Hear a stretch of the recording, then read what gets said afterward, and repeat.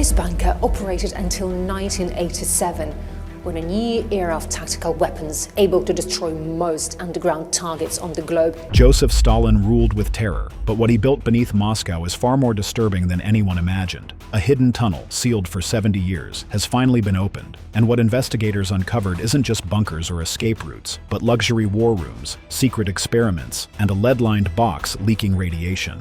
One chamber even contained a toy, beside weapons and interrogation tools. You'll be shocked when you see what else was buried alive. Stalin's rule of fear. Joseph Stalin didn't just rule the Soviet Union, he terrorized it. From 1924 to 1953, his iron grip transformed a revolutionary experiment into a dystopian empire where fear replaced freedom and silence became a survival skill. Under his regime, tens of millions died through famine, forced labor, and mass purges, as Stalin crafted a legacy built on blood, paranoia, and absolute control. At the height of his power, Stalin became obsessed with the idea that everyone, from foreign spies to his closest allies, was a potential traitor. He purged more than 1 million Communist Party members, many under false charges, forcing confessions through torture.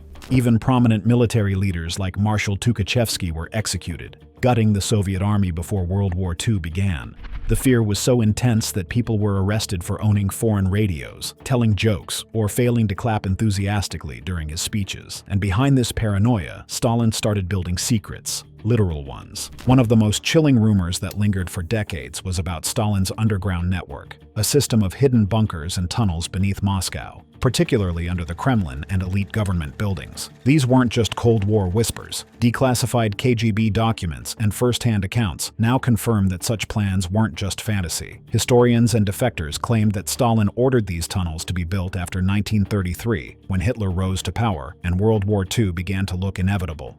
Stalin wanted escape routes, secure meeting spaces, and control rooms. But above all, he wanted isolation from the very people he ruled. His own fear of assassination, despite having layers of bodyguards and a personal food taster, led him to micromanage his own protection, even planning the routes of his car rides in secret, never announcing his real location. And what's more disturbing, even Stalin's inner circle didn't know the full layout of these tunnels. His bodyguards were trained to never speak of them. According to an old Soviet defector interviewed in the 1992 documentary Stalin's Legacy, there were times when the Generalissimo would vanish from the Kremlin only to appear miles away, as if he'd teleported. The reality? Underground pathways. These rumors turned into legends after Stalin's death. For years, these tunnels remained sealed and off-limits, even to high-ranking Soviet officials. But it wasn't just fear that buried them. It was embarrassment. The idea that the great Soviet leader lived in a state of constant panic, building bunkers beneath his own people, clashed with the image of Stalin as the unshakable father of the nation. One Soviet-era historian once wrote, "We thought he was 10 steps ahead of the enemy, but he was 10 steps underground, hiding from ghosts." And this is only the beginning, because decades later, after the fall of the USSR, those very tunnels would finally be pried open. And what was found inside? Let's just say, the secrets buried beneath Moscow shocked even the most hardened historians. The discovery of the tunnel. More than 70 years later, a sealed entrance near the Kremlin in Moscow was quietly unbolted by a team of post-Soviet urban historians and military engineers.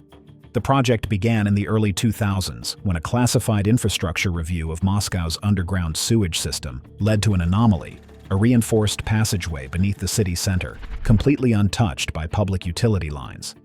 The doorway was hidden behind layers of concrete and Soviet steel, with no official documentation in modern records. Its existence had never been publicly acknowledged, even during Soviet times. Once inside, the team discovered a multi-level network of tunnels, each stretching hundreds of meters and branching out like arteries under the city's political core. The layout was too deliberate, too heavily engineered to be accidental.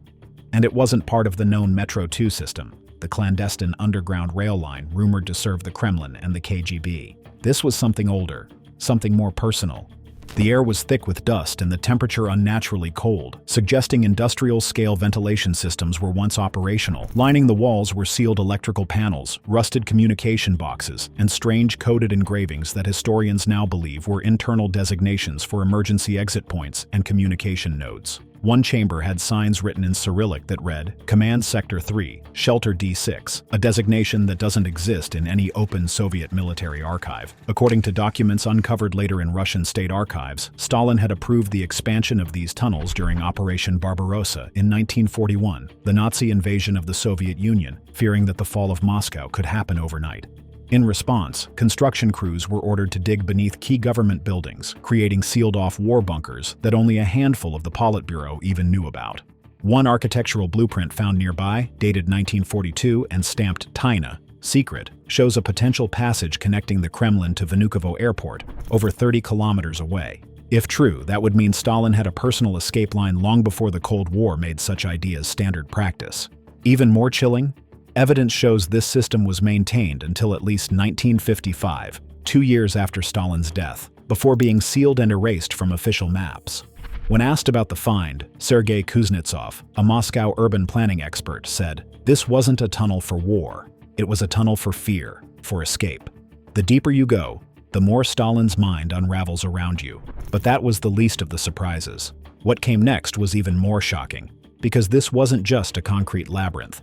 It was decorated and strangely luxurious. The architecture and luxury. As the excavation continued, the first impression of the tunnels was purely functional: raw concrete, steel reinforcements, and industrial lighting fixtures. But the deeper the team ventured, the more it became clear. These weren't just wartime bunkers. They were designed for comfort, prestige, and even opulence. In one corridor, the walls shifted from rough concrete to smooth marble slabs, held in place by brass fittings. The light fixtures were not basic bulbs, but custom-designed Soviet glass chandeliers, eerily intact despite decades underground. And in a hidden chamber marked Sector Z4, they found a walnut-paneled meeting room, complete with a long polished table, faded red leather chairs, and a ventilation duct covered in gold leaf, now corroded but unmistakably luxurious. According to architectural analysts, the craftsmanship was consistent with designs commissioned by the Kremlin's elite in the late 1940s, a time when resources were scarce for civilians but abundant for Stalin's inner sanctum. The tunnels were clearly built with multiple purposes: secure shelter, mobile command centers, and, most unexpectedly, spaces for Stalin to live and work in style. One room even had wallpaper. Another had the remnants of a tiled bathroom, complete with an antique porcelain sink, a near-exact match to the one used in Stalin's personal dacha. Near the central corridor, engineers discovered a reinforced steel vault with a hermetically sealed door, like something out of a submarine. Inside, a soundproof chamber with thick rubber lining, suggesting this was either a private communications hub or an interrogation room. The walls bore faint traces of acoustic dampening paint, a secret material developed during Stalin's era to mute even the faintest sound vibrations. And it wasn't just decor. Technical excellence was everywhere. Double-thick concrete walls, shock-proof doors, air filtration systems, and even a Soviet version of an intercom line, still mounted on the wall with handwritten call codes next to each button. It was a fusion of Soviet engineering and imperial paranoia. Strangely, some sections of the tunnel were clearly built to host more than just Stalin. There were multiple bedrooms, each with 2 beds, a desk, and shelves, stripped bare now, but still intact. This led some researchers to believe that these bunkers were not just built for Stalin's personal safety, but to allow him to govern the USSR underground if Moscow fell. A haunting inscription was found on the wall of a secondary chamber. "Only silence survives a nuclear dawn." Scrawled in pencil, no one knows who wrote it, or when. What lay ahead would move from mystery to menace, because beneath the marble, the chandeliers, and the silence lay weapons, documents, and decaying instruments of a paranoid state. The chilling secrets found. The deeper the team went, the more the atmosphere shifted. In one sealed room, its door rusted shut and requiring thermal cutting to breach, historians found what could only be described as a private wartime command hub. Lining the shelves were military maps from the early 1940s, some marked with red ink and labeled Linia Fronta, front line. Others featured obscure locations in Siberia and Central Asia, areas now believed to have been evacuation zones or secret fallback locations in case of Moscow's collapse. Even more chilling were the stacks of classified documents in decaying file folders. Many were illegible, eaten by time and moisture, but a few were preserved.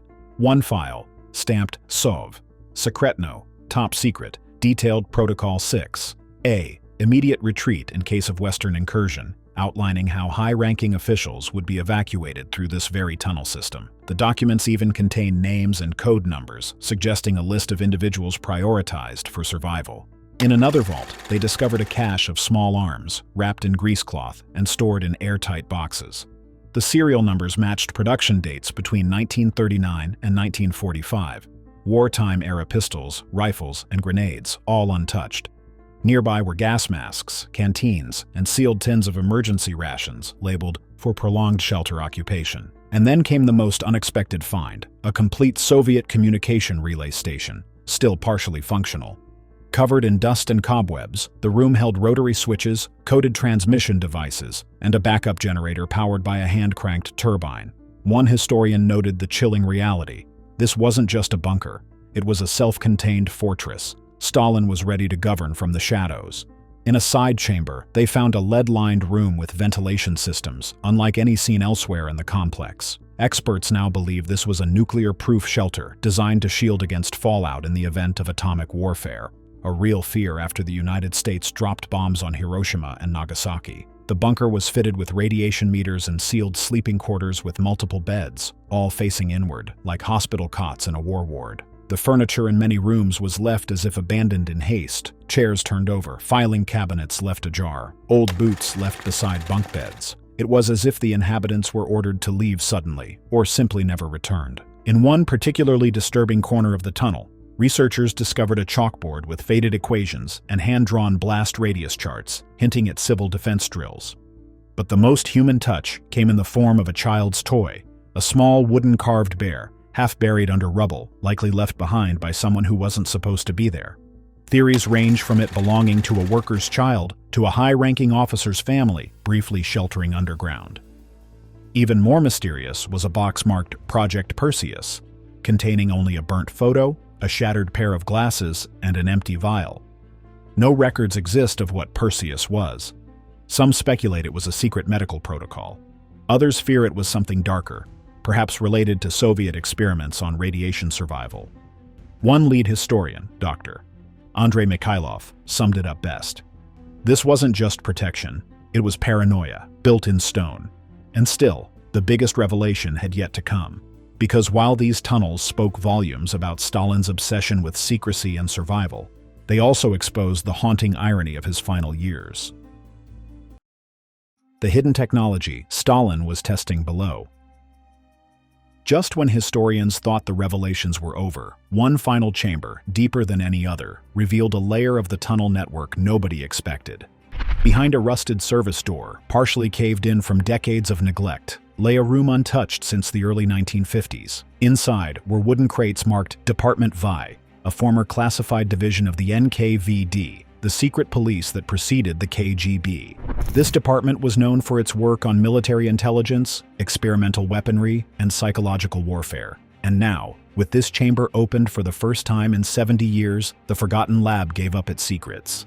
Lining the tables were strange analog devices, some resembling early computers or communications terminals. Wires were still connected, and a Soviet vacuum tube machine, possibly an early prototype of a signal jamming device, stood half buried under a tarp. In the corner, they found lead-lined cases labeled Project Chistota, Project Cleanliness, a code name that had never appeared in any Soviet archives until now. Inside the cases were Soviet-built Geiger counters, all tuned to high sensitivity, and all clustered around a metal container the size of a small lunchbox, sealed shut with 3 iron clasps. Faint radiation was detected near it, prompting immediate containment. The container was later sent to a military lab under strict supervision. Its contents have not been disclosed publicly, fueling speculation that Stalin's engineers were testing early radioactive materials for non-military purposes, such as long-range communication shielding or psychological conditioning experiments. But it didn't end there. Blueprints found on the wall referenced magnetosensor relay field generators, devices meant to monitor subsurface movement, potentially designed to detect underground sabotage or tunneling by foreign operatives. If these devices were ever deployed, it would suggest that Stalin feared infiltration even from below.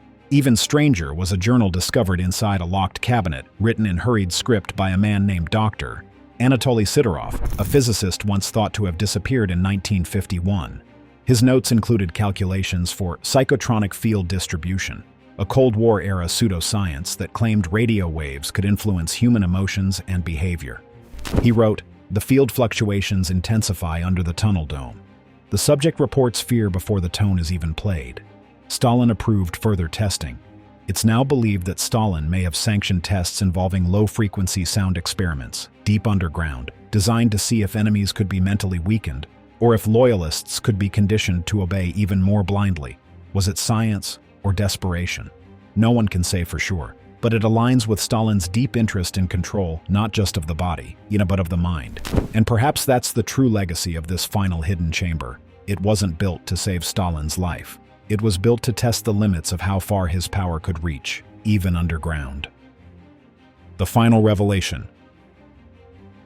After weeks of investigation and mounting revelations, one question echoed through the minds of everyone involved. What drove Stalin to build all this? The tunnels weren't just a wartime necessity or a Cold War precaution. They were the physical embodiment of Stalin's darkest obsessions, with betrayal, with assassination, and with nuclear annihilation. For a man who ruled through absolute control, these hidden corridors revealed how little control he actually believed he had. In one other chamber, sealed behind a triple-lock blast door, the team discovered what they believed was Stalin's personal fallout shelter, smaller than expected, with only a cot, a desk, and a chair bolted to the floor. But on the wall was a cracked portrait of Lenin, smeared with dust and barely visible. Next to it, a calendar stopped on March 1st, 1953, the day Stalin collapsed from a stroke in his private dacha. He never made it to the tunnel. He died above ground, alone, paranoid, and reportedly begging for help that never came. This is the greatest irony of the entire discovery. After constructing layers of concrete, steel, and secrecy to shield himself from imagined threats, Stalin's end was quiet and unceremonious. His guards waited hours to check on him, fearing punishment if they disturbed him.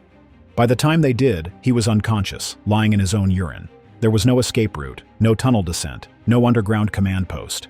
Many historians now see these tunnels not as symbols of strength, but as a blueprint of psychological collapse. Every map, every corridor, every airlock told the story of a man who demanded undying loyalty, yet trusted no one, not even the people he ruled. In the words of Russian historian Elena Voronina, he buried his fear in concrete. But in the end, it wasn't the enemy that undid Stalin. It was isolation. The newly opened tunnel network is now being documented and preserved, but not as a museum to power, as a warning, a reminder that even the most feared man in history couldn't outrun himself. And now, 70 years later, as archaeologists and historians walk the halls Stalin once built for his own survival, they walk through a mausoleum of fear, ego, and silence. If this is what Stalin left behind, imagine what the others are still hiding. Hit that subscribe button and stay curious.